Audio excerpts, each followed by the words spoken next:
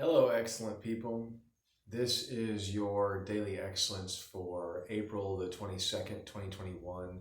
And today I want to talk about friendship. I want to talk about partnership. I'm very excited. One of my best friends, so I've got a wife and she has privileged access to being called my best friend. And then I have two other friends who I've known for 20 something years. And the three of us have been best friends forever.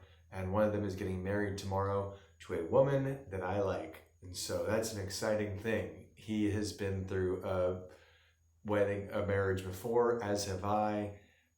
Both of us had, you know, we didn't have complete success, we'll call it that, to be kind of polite about it.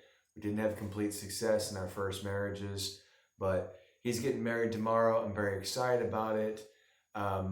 I don't know if I'm going to be available tomorrow. I'm not sure if I have service to do anything. I might be too busy. So I wanted to go ahead and film today, talk about that.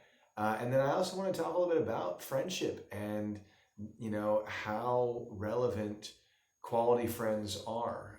This is a little bit of a trial run of what I want to talk about tomorrow as his best man. So, in particular, I want to talk about partnership first because I think partnership and friendship are pretty well intertwined. But because we're talking about weddings, I know that was a big deal for me personally when I got married the second time.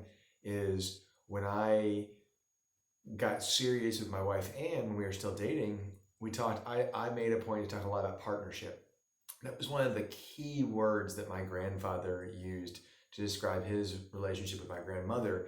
He talked about partnership. Interestingly enough, my grandfather was married once and then had a divorce and then had a second marriage. And in his second marriage, he was married to my grandmother until the day that he died.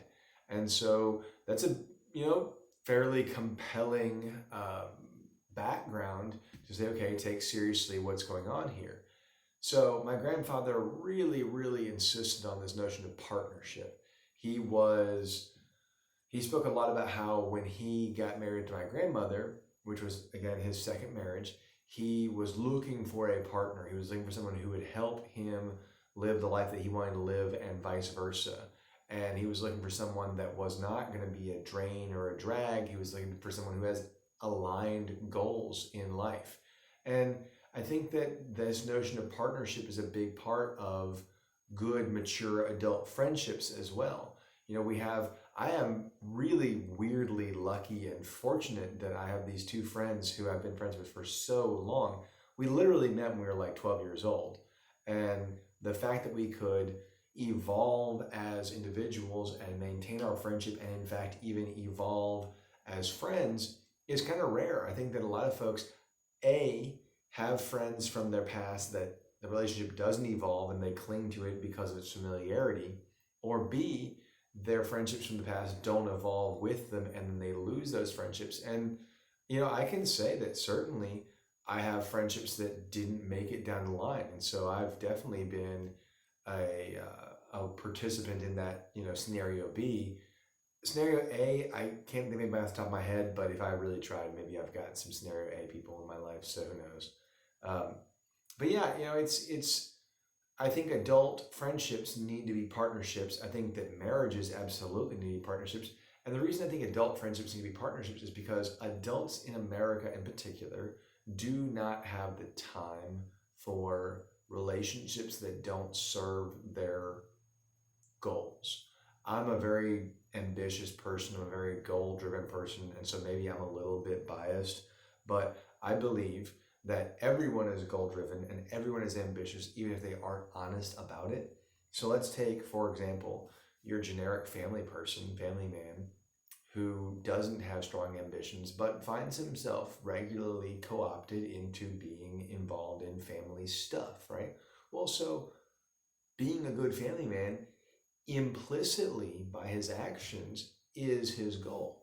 So he needs friends that reinforce those goals. Either those friends are also good family men, and there is an opportunity to integrate those families as far as playing together with the children, as far as playing together with the adults, etc. Or let's say that your friends are not family men, but they appreciate, encourage, and support your being a family man, and they allow you to do so without being, say, shamed or chastised, or frankly, you need friends who are going to be forgiving and tolerant of the times that your family comes first, even when you had made plans to the contrary.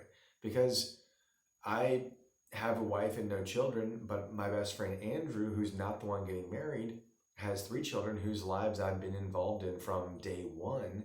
And I have seen time and time again that he has put his family first. And I think that's wise. I think that's good. That's what's necessary. So I have perpetually been forgiving of him for blowing me off because of things that have to do with his family. And it can be frustrating in the moment, but it isn't that big of a deal in the grand scheme. And I love the man regardless. And so that's, I guess, I'm trying to create an example for you as to how partnership is relevant in friendship as well as marriage. And so, coming back to my own marriage, my wife Ann and I spent a lot of time talking about the lives we wanted to live.